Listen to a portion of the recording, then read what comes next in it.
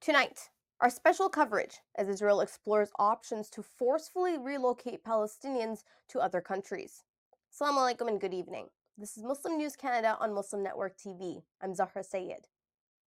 Today is the 89th day since Israel started its war on Palestine. Multiple media sources report ongoing Israeli military bombardment in the Gaza Strip, specifically on the middle and southern parts. Deployments of Israeli snipers and artillery shelling are reported in various locations, indicating a shift in the destructive phase. In the past 24 hours, Gaza's Ministry of Health has reported 125 fatalities and 318 injuries.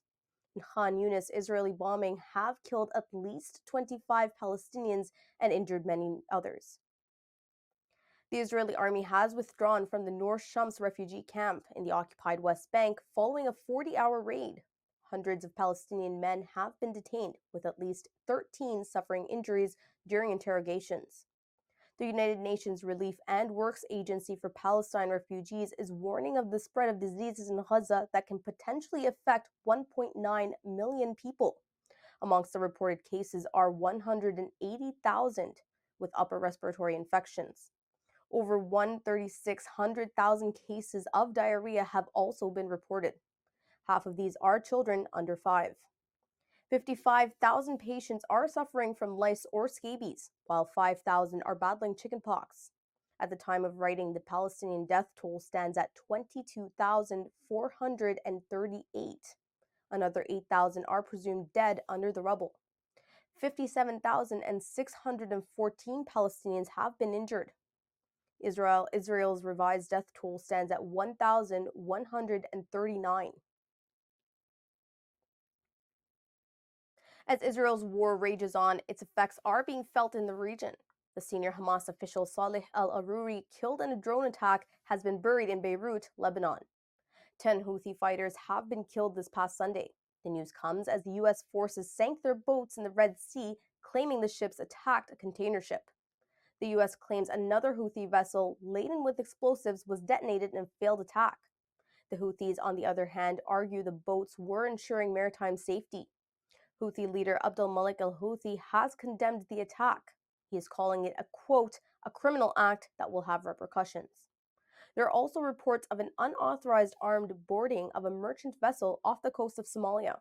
The U.S. Secretary of State is set to visit the region, including Israel. This marks his fourth tour of the Middle East since the onset of the war. The U.S. grapples with the challenge of balancing alliances in the Arab world, critical of its unwavering support for Israel. The European Union Foreign Policy Chief Josep Borrell has called for urgent international intervention in Israel's war against Palestine. Borrell says both sides seem incapable of reaching an agreement themselves. Speaking in Lisbon, Portugal, he called for international intervention.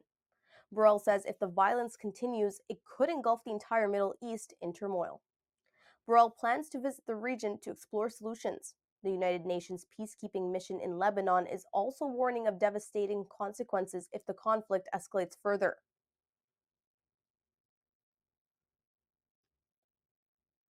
Israel has adopted a new policy of so-called voluntary resettlement for Palestinians from Gaza. It is discussing its idea with various countries, including the Democratic Republic of Congo. Prime Minister Benjamin Netanyahu is actively working on the migration of the people of Gaza. He says it is challenging to find countries willing to accept them. This move has faced international backlash. The U.S. State Department has condemned far-right ministers advocating so-called voluntary emigration from Gaza. However, experts argue Israel's far-right government leans towards reoccupying Gaza, displacing Palestinians, and resettling the area with Israeli settlers.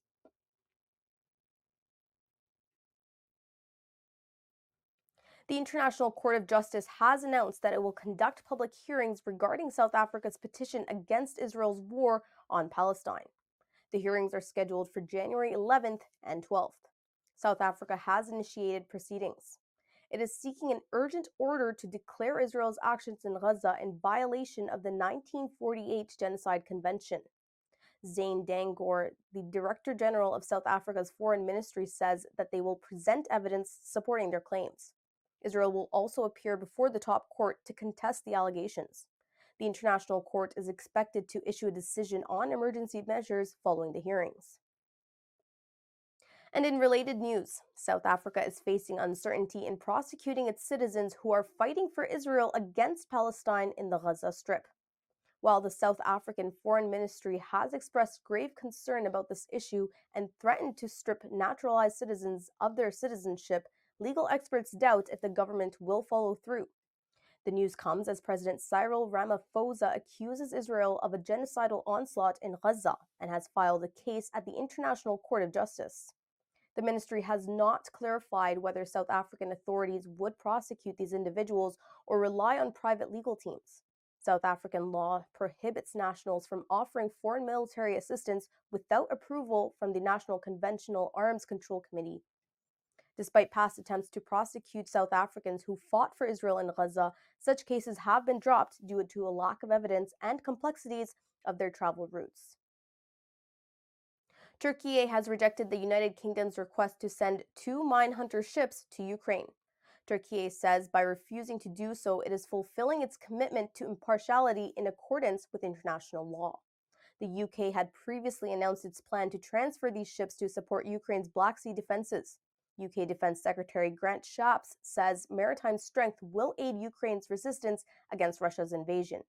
He also says the ships will facilitate vital grain and steel shipments. Since the conflict's outbreak, Türkiye has maintained a strict policy of denying passage to military vessels linked to Moscow or Kyiv.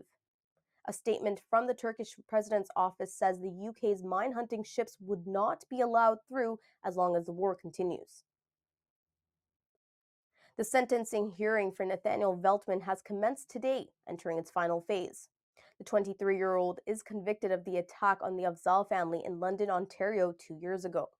A record-breaking 70 victim impact statements are anticipated to be presented over 2 days in the Superior Court of Justice in London.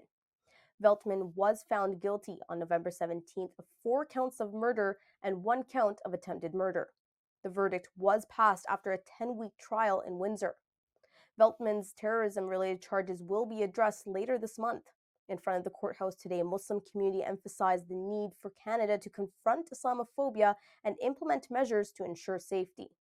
Imam Abdel Fattah, chair of the London Council of Imams, expressed the palpable pain, the grief, the fear, and the lack of security felt by the family and the community. He urged Canadians to reflect on the society they aspire to build for their children. Afzaal's family was attacked during an evening walk in June 2021. The perpetrator ran over them with his pickup truck. Yumna Afzaal, her parents, Madiha Salman and Salman Afzaal, along with the family matriarch, Talat Afzaal, lost their lives. The youngest family member, a 9-year-old boy, sustained serious injuries but survived. Muslim protesters are facing a backlash for attending a march opposing LGBTQ policies in New Brunswick public schools. Syrian-born Canadian economist Mohammed Backlash, along with his peers, are amongst those facing pressure for attending the march. Backlash participated in the 1 Million March for Children in New Brunswick last year. This march, held under the banner of parental rights, aimed to oppose Policy 713. The policy is also called the Sexual Orientation and Gender Identity Policy. It is an education policy of New Brunswick that sets minimum requirements for public schools related to individuals identifying and perceived as LGBTQ. The policy does not require parental consent for LGBTQ students under 16 years of age to use their chosen names and pronouns in classrooms. Backlash and other participants say their protest does not promote hate. Rather, it is an effort to protect their values, faith, and their culture. However, some allege the march ignores diversity in schools. Some are accusing Backlash's group of religious extremism. Sociologist Abdi Gazimibor from the University of Calgary suggests that more genuine social interaction can bridge these differences. Thank you for watching. Our news is produced by Muslim Network TV, which is a not-for-profit organization. We need your support for donations. Please scan the QR code on our broadcast or visit muslimnetwork.tv to donate now, so we can continue to amplify the voices of Muslims in Canada and abroad. Assalamu alaikum.